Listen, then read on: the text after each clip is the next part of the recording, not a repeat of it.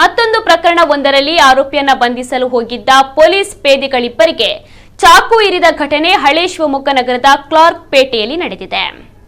ಲಷ್ಕರ್ ಮೊಹಲ್ಲಾ ನಿವಾಸಿ 22 ವರ್ಷದ ಶಾಹಿದ್ ಖುರೇಶಿ ಚಾಕು ಇರಿದ ಆರೋಪಿಯಾಗಿದ್ದು, ಇರಿತದಿಂದ ದೊಡ್ಡಪೇಟೆ ಠಾಣೆ ಸಿಬ್ಬಂದಿಗಳಾದ ಗುರುನಾಯ್ಕ್ ಹಾಗೂ ರಮೇಶ್ ಹಲ್ಲೆಗೊಳಗಾಗಿದ್ದಾರೆ.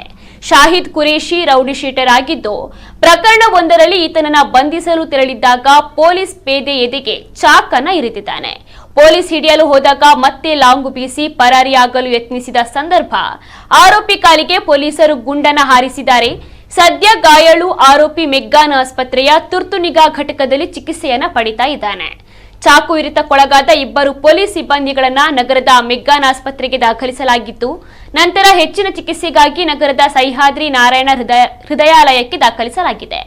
ಎಸ್ಪಿ ಬಿಎಂ ಲಕ್ಷ್ಮೀ ಪ್ರಸಾದ್ ಅವರು ಭೇಟಿ ಮಾಡಿ ಸಿಬ್ಬಂದಿಗಳ ಆರೋಗ್ಯವನ್ನು ವಿಚಾರಿಸಿದ್ದಾರೆ.